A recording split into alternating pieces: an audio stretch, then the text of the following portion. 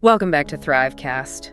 We're diving deep into a book that's, I guess, kind of taken the world by storm when it comes to understanding how we build the lives we want. Atomic Habits by James Clear. Yeah, it's definitely made a splash. The core idea, right, is that these tiny changes, the ones that barely even feel like we're doing anything, well, they can snowball into some really remarkable results. I mean, that's got to be appealing to just about everyone, right? It is, and I think it's especially appealing because we tend to think of change needing to be this big dramatic thing, new year, new me, and all that. Yeah. But Clear really gets at the fact that it's the small stuff done consistently that really adds up over time. Exactly. So if you're listening to this right now, chances are you're thinking about making some positive changes. Maybe you've even tried a few things but haven't quite cracked the code yet. Right. That's really what we're here for today, to break down the core ideas of Atomic Habits, the stuff that really matters, so you can walk away with some practical strategies you can actually use without, feeling overwhelmed. Yeah, it's about taking these insights and making them work for you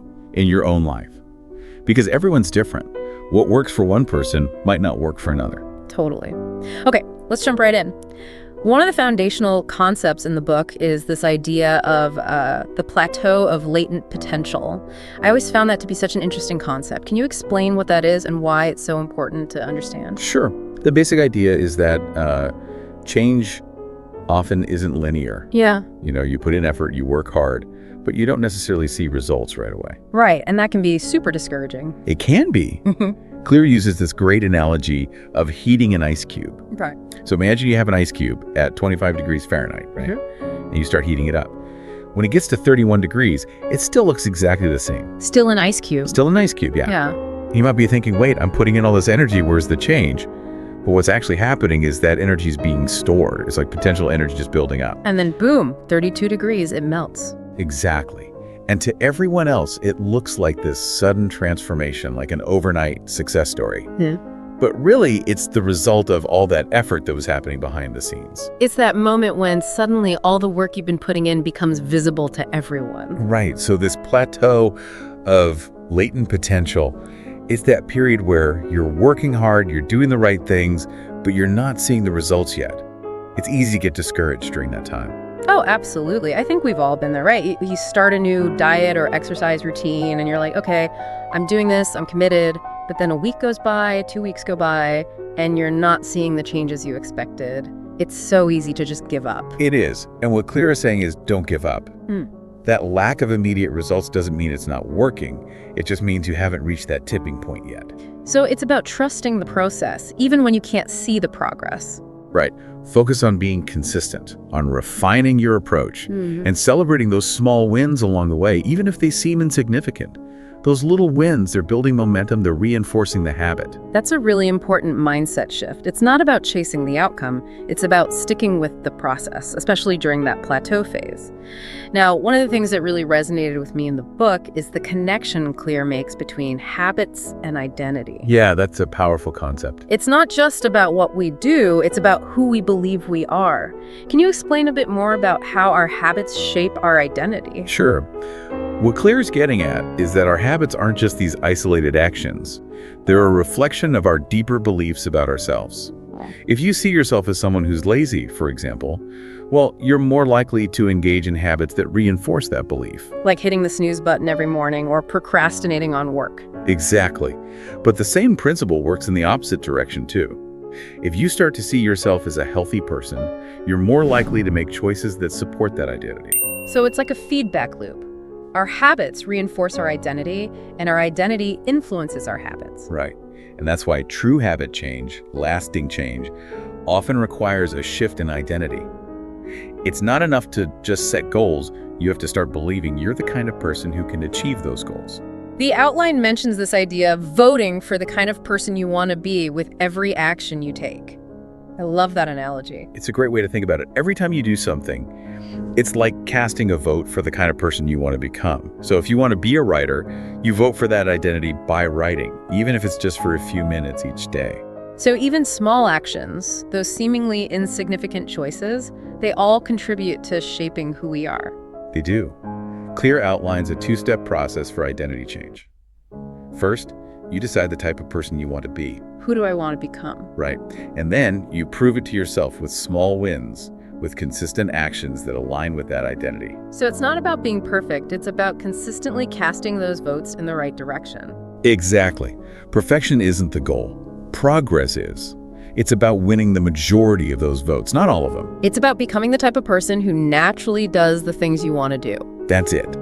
So instead of focusing on having something like more money or a better body, you focus on becoming someone, like a financially responsible person or a healthy and active person. That's such a profound shift in perspective. It's not just about achieving external goals, it's about the internal transformation that happens along the way. Now, let's dive into the framework that Clear provides for actually putting these principles into practice. The 4 laws of behavior change. Okay. These laws all revolve around the idea of a habit loop, which you mentioned earlier. Can you break down those 4 stages of the habit loop for us? Sure. So every habit, no matter how complex it seems, follows the same 4-stage pattern: cue, craving, response, and reward. Okay, let's start with cue. What is that exactly? Cue is basically a trigger. It's something that tells your brain, hey, this is a good time to do this particular habit. Think about your phone buzzing, for example. Oh. That buzz, that's a cue that signals a potential reward, a message, a notification, something interesting to see. And that leads to the next stage, craving, right? Right. The craving is the desire for the reward. In the case of the phone, it might be the craving for social connection, for information, for novelty, whatever it is. That craving is what motivates you to act. So I see the notification, I crave that feeling of connection or information, and that leads to the response, which is picking up the phone. Exactly. The response is the actual habit, the thing you do. It could be physical, like picking up the phone, or it could be mental, like thinking a certain thought. And then finally the reward, which is, I guess, the payoff for the whole sequence. Right. The reward satisfies the craving. In the case of checking your phone, the reward might be seeing a funny meme, catching up with friends, or learning something new. And what's important is that the reward reinforces the habit, making you more likely to repeat it in the future. So the stronger the reward, the more likely the habit is to stick. Exactly. And here's the thing. If any of these stages missing, the habit won't form. If there's no cue, there's no trigger for the behavior. If there's no craving, there's no motivation. If the response is too difficult, you won't do it. And if the reward isn't satisfying, you won't repeat it. So all 4 stages have to be in place for a habit to take hold. Right. Understanding that loop is essential for changing your habits, whether you're trying to build good ones or break bad ones. Okay, that makes sense. Now let's talk about the 4 laws themselves, starting with the first law. Make it obvious. How does making a habit obvious help us to actually do it? So the first step in changing any habit is awareness.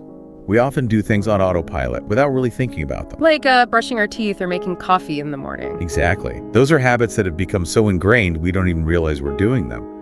But if you want to change a habit, you have to first become aware of it. So how do we do that? How do we make those unconscious habits more obvious? Well, Claire talks about this technique called pointing and calling, where you literally say out loud what you're doing. Like, I'm reaching for the cookie jar. Yeah, exactly. It sounds simple, but it forces you to pay attention to your actions. Another useful tool is the habit scorecard, where you write down all your daily habits, the good ones, the bad ones, and the neutral ones. That's like taking inventory of your behavior. Right. Just the act of writing them down can be really eye-opening. You might realize you're doing certain things way more often than you thought. Once you have that awareness, then you can start to design your environment to make good habits more obvious and bad habits less obvious. Exactly. And one way to do that is with implementation intentions. Which is basically just planning ahead. Right. You decide exactly when, where, and how you're going to do the habit. Like, I will meditate for 10 minutes at 7 a.m. in my living room. The outline mentions a study where people who used implementation intentions were way more likely to stick to their exercise routines. It's really effective. It takes away the guesswork and makes it harder to make excuses. Another great strategy is habit stacking, where you link a new habit to an existing one. Okay, like after I brush my teeth, I will floss. Exactly. You're basically using the cue for the existing habit to trigger the new one. And then, of course, there's environment design, which is all about making the cues for good habits more visible and the cues for bad habits less visible. So if I want to read more, I might put a book on my bedside table. If I want to eat less junk food, I might get rid of all the snacks in my house. Right. It's about making the healthy choices the easy choices. Clear even talks about how a change of environment can be a powerful way to break bad habits. Yeah, the outline mentions this example of the Vietnam War veterans who were addicted to heroin. When they came back to the US, a lot of them were able to kick the habit because they were in a totally different environment. It's a powerful example of how much our surroundings influence our behavior. And the takeaway here is that people with good self-control often aren't just relying on willpower. They're designing their lives in a way that makes good habits easier and bad habits harder. That's a really important point. It's not about being superhuman, it's about setting yourself up for success. Okay, that's the first law. Make it obvious. Let's move on to the second law. Make it attractive. How do we make our desired habits more appealing so that we actually want to do them? Well, this law is all about tapping into our brain's reward system, specifically the neurotransmitter dopamine. Dopamine, the feel-good chemical. Right. And what's interesting is that dopamine is released not just when we experience pleasure, but also when we anticipate it. So it's not just the reward itself that's motivating, it's the excitement of looking forward to the reward. Exactly. And one way we can use this to our advantage is with temptation bundling. Temptation bundling, what's that? It's basically pairing something you want to do with something you need to do. So, for example, you might only allow yourself to watch your favorite TV show while you're exercising. So you're making the need-to-do activity more enjoyable by linking it to something you really want to do. Exactly. You're essentially bribing yourself to do the thing you know is good for you. And I guess that works because the anticipation of the reward makes the whole experience more appealing. Right. Another important aspect of making habits attractive is joining a culture where your desired behavior is the norm. So if I want to get into running, I might join a running club. Exactly. Being around people who already do the thing you want to do makes it seem more achievable, more normal, more attractive. Because you see it as part of their identity, and you want to be part of that group. Right. And then there's this idea of reframing your habits. Reframing, okay. It's about changing the way you think about the habit, focusing on the positive aspects. So instead of thinking, ugh, I have to go to the gym, I might think, I'm grateful for the opportunity to move my body and improve my health. Exactly. It's a subtle shift in perspective, but it can make a big difference in how you feel about the habit. It's like turning a chore into an opportunity. Right. And over time, that reframing can actually change how your brain perceives the habit. It can start to associate it with positive emotions, which makes it more likely you'll stick with it. So the second law is all about finding ways to make good habits more appealing and enjoyable. Now let's move on to the third law.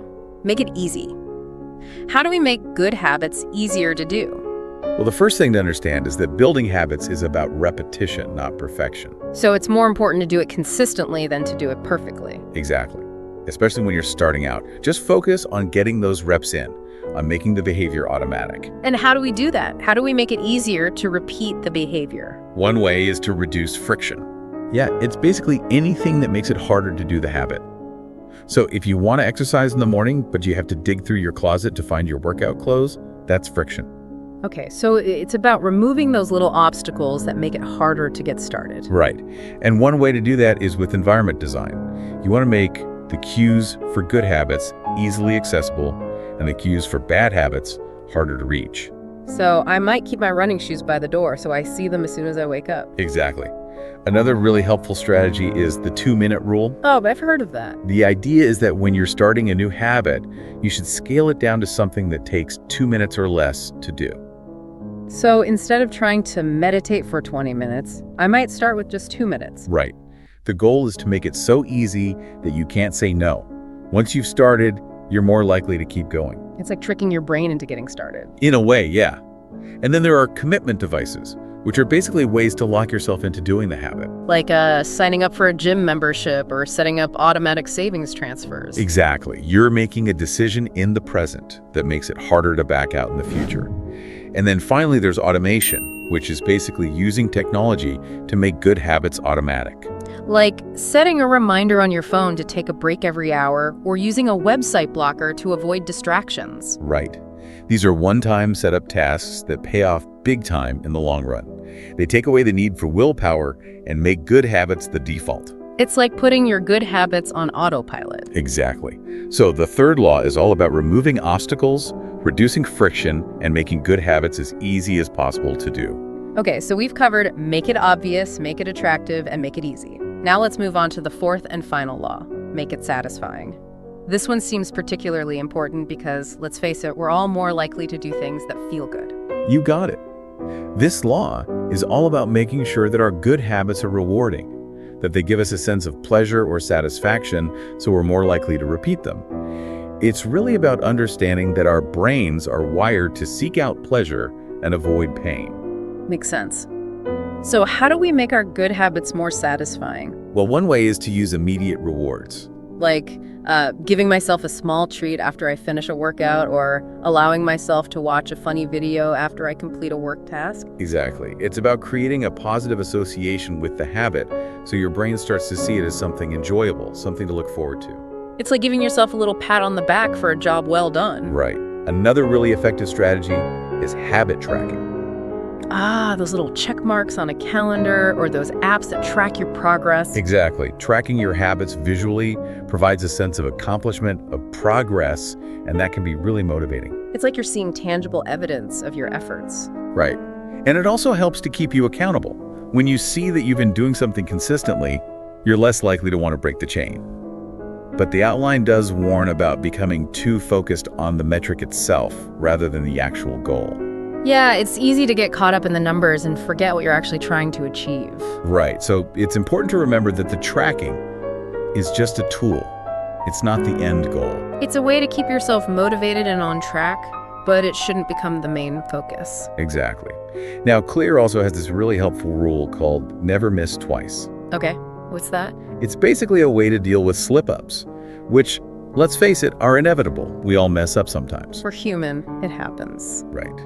But the key is to not let one missed instance turn into a pattern. So if you miss a day of your workout, don't beat yourself up about it. Just make sure you get back on track the next day. So it's about being forgiving with yourself and focusing on getting back on track as quickly as possible. Right. And then finally, there's the power of accountability. Having someone to keep you honest. Exactly. Sharing your goals with someone else, or even creating a habit contract with specific consequences for not following through, can be a powerful motivator. It's like having an external source of motivation to keep you going. Right. So the fourth law is all about making good habits rewarding, satisfying, and something you look forward to doing. Okay, those are the 4 laws. Make it obvious, make it attractive, make it easy, and make it satisfying. Now, the outline mentions some additional strategies that Clear covers in the book, like finding habits that align with your natural abilities and personality. Can you touch on that briefly? Sure. He calls this the Goldilocks rule, which basically means finding habits that are just the right level of challenge for you. Not too easy, not too hard, but just right. So it's about finding habits that you're actually capable of doing and that you enjoy doing. Right.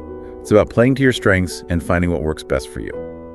And then he talks about this idea of the explore-exploit trade-off. Explore-exploit, what's that all about? It's about the balance between trying new things and sticking with what works. In the beginning, it's good to experiment, to try different habits, and see what resonates with you. Like a period of exploration. Exactly. And then, once you've found something that works, you can focus on exploiting that, on getting really good at it. It's about finding your groove and then committing to it. Right. Now, another interesting point Clear makes is about the paradox of motivation. The paradox of motivation. That sounds intriguing. It's the idea that even highly successful people don't always feel motivated. That's hard to believe. I know, right? But the key difference is that they've built systems and habits that allow them to show up and do the work even when they don't feel like it. So it's not about relying on motivation, it's about creating a structure that supports your goals. Exactly. It's about having that discipline to follow through, even when you're not feeling inspired. And Clear also talks about variable rewards, which is basically mixing things up to keep things interesting. So instead of always doing the same workout, I might try different classes or activities. Right. Variety can help to prevent boredom and keep you engaged. And then, of course, there's the importance of reflection and review. Regularly taking stock of your progress and making adjustments as needed. Exactly. It's about being honest with yourself, seeing what's working and what's not, and then making changes accordingly. Clear mentions some really interesting examples of athletes and teams that use reflection and review to constantly improve their performance. It's about that continuous process of improvement, never becoming complacent. Exactly. And finally, he talks about the interplay between desire and pleasure in habit formation. Desire and pleasure, okay. Desire is what initiates the habit, it's what gets you started. But pleasure is what sustains it It's what keeps you coming back for more. So it's like a two-pronged approach. You need both the initial spark of desire and the ongoing reinforcement of pleasure. Exactly. Wow, this has been a really insightful deep dive into atomic habits. The core message that sticks with me is that small changes done consistently can lead to remarkable results. It's about those little habits, those atomic habits that compound over time. And the 4 laws, they provide a really practical framework for making those changes, for building good habits and breaking bad ones. They're a roadmap for lasting transformation. So for our listeners out there, I encourage you to start small. Don't try to do everything at once. Pick one habit, focus on that, and use the 4 laws to make it stick. And remember, it's not just about achieving a specific outcome. It's about becoming the kind of person who achieves those outcomes naturally. It's about the journey of self-improvement. As we wrap up, I'd like to leave you with this question. What small vote are you going to cast today for the person you want to become? Think about that and then take action. Your future self will thank you for it. That's it for this deep dive. If you found this valuable, like, subscribe, and share. And let us know in the comments, what's one habit you'll start today? See you in the next episode.